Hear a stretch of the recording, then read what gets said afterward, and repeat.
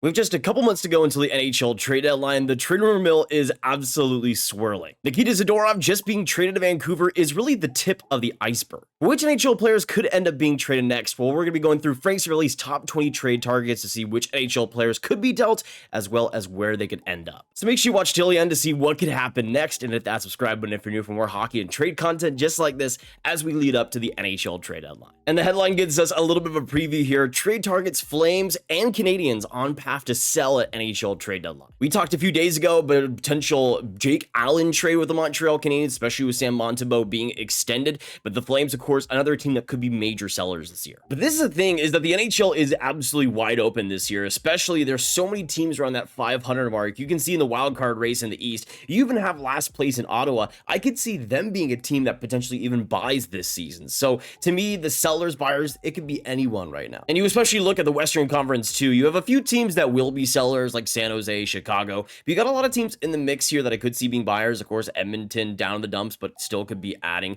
by the trade deadline. You got teams like Seattle that could be adding. Same thing with the Nashville Predators. You got teams like Calgary who should be sellers, but we'll see what happens. Even they are a team that's had some reservations, has had some conversations about re-signing some of their key free agents. Now, to showcase how just wide open the NHL is right now and how some sellers are even having those reservations, you have this quote from Elliotte Friedman on Chris Tanev saying, "I had a couple of people who think the Calgary Flames make another run to sign him. Now, I don't know what the likelihood of that is or isn't, but I'd have a couple of people who think the Calgary Flames will try and keep him. So we'll see how that all plays out." Let's now go on to Frank Seravalli's top 20, see what he has, and see, of course, what could happen next in the NHL. Now, Frank Seravalli in this article starts to touch on that fluidity in the NHL right now, saying part of the holdup is that there's so few teams motivated to make moves right now. Going on to say the Calgary Flames, who have 4 players inside the top 5 in our trade targets, are hovering around a playoff spot again after a tough start to the season. They aren't in sell mode yet. Neither are the Montreal Canadiens.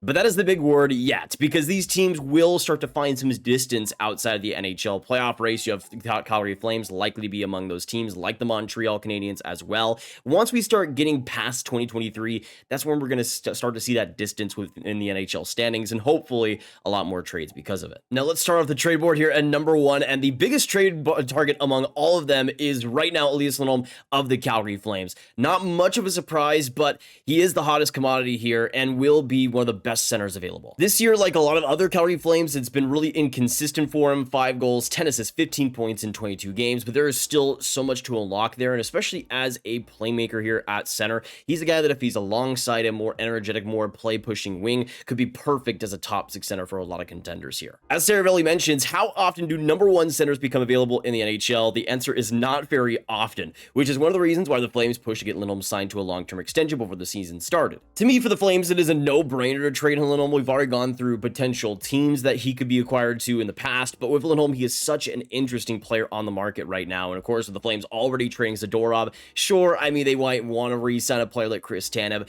but this is the perfect opportunity for the Flames to get a fresh start from a lot of this core that has really put up disappointing results for them. And in trading Lindholm, not only do you start that, you really complete that potential retool. A Lindholm trade would be a necessity to me for Calgary. Going on to number 2, then we go on to the Montreal Canadiens with Sean Monahan, interestingly, number 2 on this list. A player that had a great start of the season, had kind of trailed off having to play with Josh Anderson on his wing for a while, which definitely made those results a lot worse. But you can see still in 22 games, he has 6 goals, 7 assists, 13 points. His whole time in Montreal has been incredible, coming back from as many injuries as he has to really being one of the best play drivers on this Habs team. This is a player that could be a really underrated addition and would probably cost a lot less than Lindholm, and could provide a really interesting spark in the middle 6. Frank goes on to mention how he's been solid on both ends of the ice, productive as well, and a great third-line center option for a contending team, and I absolutely agree. Now, in terms of the price, I'm not really sure what Monahan really get, considering, of course, the Montreal Canadiens already got a lot to take him on in the first place, a fantastic deal for them.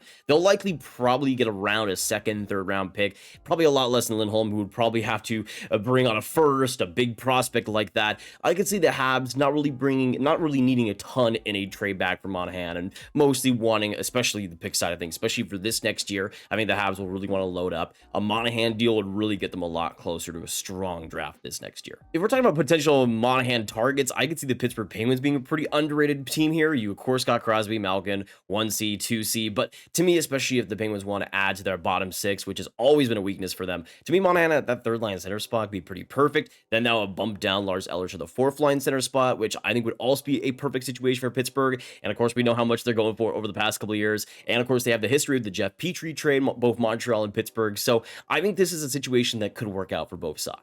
At number 3 in the trade target board is Chris Tanev from the Calgary Flames. We go from Lindholm to Monahan to Tanev, and this is really no surprise. Still one of the best defensemen in the NHL at 33 years old, which you just love to see. Because of that, though, the price with Tanev will still be a major asking price because of just how consistent he has been as a D. You know what you're getting. You know what you're going to get if you're a contending team. And for a lot of teams out there to add potentially on their bottom, even middle pair, Tanev would be perfect in a defensive role. Then going on to number 4, and of course, it is Nikita Zadorov, one of the funniest ones here because he's already been dealt, one of the players already off the board. Zadorov was one of the most, I guess, bigger pieces of the trade deadline, but of course, already getting dealt way beforehand, which you, especially for Calgary, is great to see jump starting the retool this year. Zadorov made a lot of sense. The price tag was really interesting considering it was only a couple of picks, a lot less than a lot of people, including me, were expecting, but Zadorov is the first piece to go, and that's not really too surprising. But then we go on to number 5, and it's another Calgary Flames defenseman, this time in Noah Hanifin, and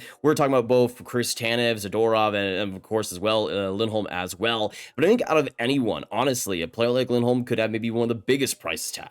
Now, as Frank Seravalli mentions, they nearly inked a 7-year deal north of $50 million, which would have been a catastrophic price for Noah Hanifin. But as he talks about with the Flames having somebody on the roster, trying to bring back somebody to the team, Hanifin made a lot of sense, and they were really engaged in a deal. But Hanifin will be one of the weird ones. I could absolutely see Tanev, Lindholm going, but I could see a situation where the Flames still try to keep Hanifin past the trade deadline, even if he is unsigned, trying to the very end to get a deal done. And I think for Hanifin, could absolutely work in his favor there. The momentum, all of that is on Hanifin's side right now, contract-wise, and I could absolutely see him getting a mega deal here from the Flames that are obviously desperate to keep players. At number 6 on the trade board, next up, we have for the Montreal Canadiens, potentially Jake Allen and Caden Primo, and this is not surprising. Again, we talked about these two players potentially being in a deal a few days back, but Jake Allen especially is a guy that has a lot of complications with the deal from the no-move clause, that high cap hit, but still is a player that with the veteran presence he has, I could see a lot of teams going after. And as was mentioned with Primo being waiver eligible as well, it makes Montreal kind of stuck having 3 goalies this year, which is not ideal for them and has been a major contentious point throughout the season for them. Trading Jake Allen would be the best way to go about it, but for Montreal, there's really no easy answers here, especially with that 2-year deal with Allen, makes him a lot harder to trade. At number 7, Frank Seravalli has Adam Henrique, who seems to be always on these boards over the past couple of years. Anaheim has yet to trade him, but at 33 years old, he's still been a solid player for the Ducks. 10 points in 21 games, nothing absolutely special, but as a pending UFA, it isn't going to be too much of a burden to take him on, and I could absolutely see some teams wanting to add him to a third line, bring some stability, bring some sandpaper, and bring some great IQ, as Frank mentions, to the lineup. But I'll play a little bit of devil's advocate with the Adam Henrique pick. Even though he is a player that would be a great addition for a lot of playoff teams, I think that's kind of the reason why Anaheim might want to keep him in the end, honestly. He's been stable in a middle 6 role for Anaheim, and considering how many young players, especially centers, they have on the team, I think Henrique has been a much-needed veteran boost for them, and I think he's a player that could play out the rest of his days in Anaheim and be pretty successful there. Now, at number 8 in the trade bay board, we have Sean Walker of the Philadelphia Flyers, and this is a name that is really interesting. He was a player dealt last year by LA, and is a guy that has been a really underrated defenseman for quite a while now. He's a player that unfortunately had to be a casualty by LA because of how many D, especially they had on the right side. But I think for any team out there to use a bottom pair mobile D, Sean Walker could be a really interesting guy. He's been really solid for Philadelphia, has been one of the main reasons why that defense has improved leaps and bounds. But I think this is a player that Philadelphia could end up keeping, but honestly, for that long-term growth, might be better to trade him in the end, especially for the haul that you could get. Now, it's tough to gauge Sean Walker's value right now because he was a part of that big Cal Peterson cap dump by LA, so we really didn't know what his 1-for-1 value would end up being. But I think for Philadelphia, this is another player that could end up getting maybe a second-round pick for them by the deadline.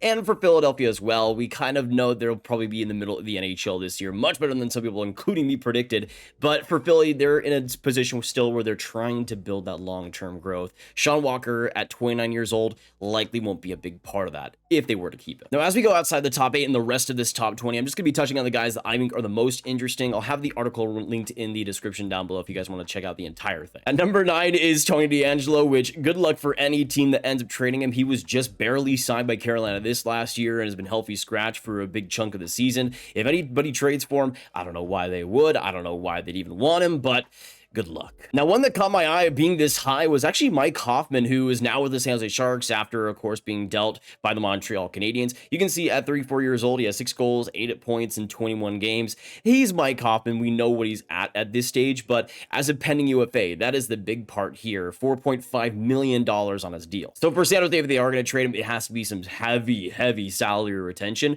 But I could see Hoffman maybe at 50% retained. Maybe the Sharks are able to get like a 4th round pick for him or something. It wouldn't be all too sizable, but I could see maybe in a 3rd line scoring role, some team want to go after that, kind of like a Nito Niederreiter type of trade where you're just bringing him on to that middle 6 and hoping for some power play boost. On number 12, this touches on the Columbus Blue Jackets and their overflow on defense, which we touched upon on the past as well, the potential deal that could happen there. He mentions Andrew Peeke or Adam Boqvist, 2 guys that are the most likely to be dealt and really the guys that have sat the most this year. You can see Peeke only playing 4 games this year, having 1 point, and you can see Boqvist only playing 10 games this year with 2 points in them. These are 2 defensemen that, in my opinion, are NHL caliber players, but just for Columbus, they have so many of the same guys on their defense of the same level where, yeah, Boqvist and Peeke are NHL caliber, but they aren't getting replaced by guys that are amazing because of Columbus's system. They're just kind of on the outside looking in, and I could see both of these guys getting pretty sizable deals for Columbus. I mean, even a situation where they trade both of them to the same team, I could see happening. Just one team that needs solid defense,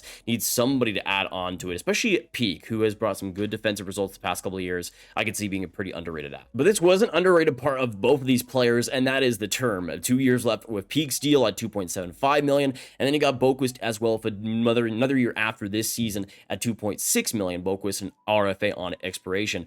But those 2 parts of the deals are really important here. If it was a 1-year deal, then it would be a lot easier to trade him in this cap market. But especially in Peake's case at 2.75, he's a player that I think is an NHL caliber defenseman, especially defensively. But with that cap hit and that term, it creates a lot more risk for teams involved, especially mid-season when their teams are pretty much already set. That's why we haven't really seen a trade happen yet. Now, Seravalli mentions how he, with especially Peake's case, he was a -41 last season, could be trending towards an off-season buyout, which would be interesting to me. To me, with Peake, especially last year with Columbus, he was one of the few guys actually really pulling his weight defensively. Just did not get the results that he really did deserve, though. That was really the big thing. And I think he's a player that if you just look at counting stats, you might not love what you have under the hood. But to me, with Peake, he's a player that does have skill, that does have individual talent. But I think on another defense, in a different situation, he could really realize it. In Columbus, though, it doesn't look like it's going to work out. Now, number 16 is a really interesting name to me. Another Columbus Blue Jacket here in Jack Roslovic, who, of course, was a part of the big Winnipeg and Columbus deals. And you can see with Roslovic this year in 14 games, 2 goals, 6 assists, 8 points, and he's a pending UFA. So a guy that, again, wouldn't be a ton of risk to bring on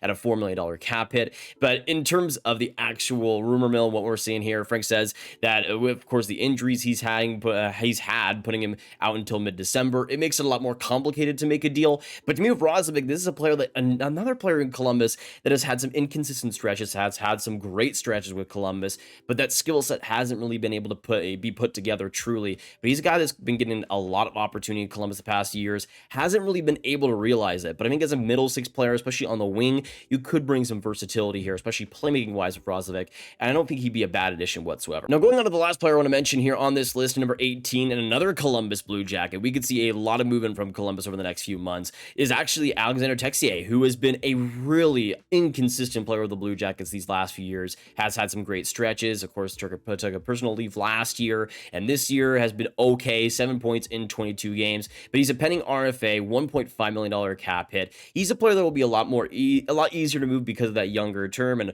of course, not really having any commitment after this next year, but he's a player that another player like Roslovic, where he has that skill set. You can see the speed, you can can see the dynamic hands, but hasn't been able to put it all together. And with Frank talking about it as well, he was on the list of critical players that needed a change of scenery by Columbus. And you can see a couple years ago, 20 points in 36 games. There is that talent there, that is that potential. But obviously, Columbus has not been able to realize it like a lot of their younger players. Now, this might be a little bit of a hot take, but of course, with Seravalli also mentioning later on Anthony Mantha's name in the list as well. To me, I think we could maybe see a Columbus-Washington swap in left wings. You could maybe see Texier go to the Caps, who have been able to develop a lot of younger players recently, like Dylan Strome, like Sonny Milano, really finding success there. Texier could be really interesting. And for the Blue Jackets, we know how they want to get better. They want to bring some more established talent on the roster. And I mean, Mantha, even though, of course, there had been just the brutal moments in Washington, the inconsistencies there, I think in Columbus, he could realize this is the last chance to really show something. And I could see a potential swap there happening. I mean, it would be really interesting to me, especially with Columbus's center situation right now.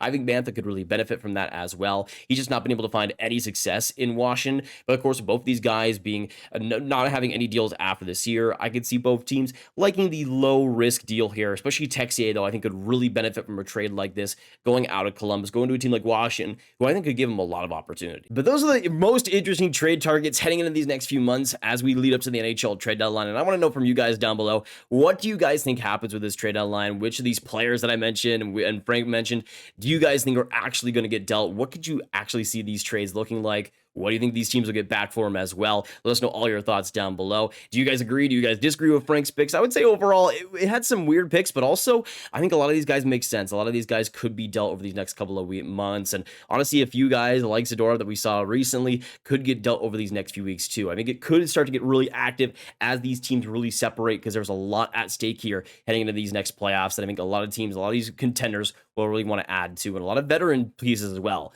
that could really be big additions to them. But let us know what you guys think down below. Of course, make sure you hit that like button, subscribe, hit that notification bell for more hockey content just like this, and click on this card up here for my trading content right in one playlist. And I will see you guys in the next one. Have a great day, and goodbye.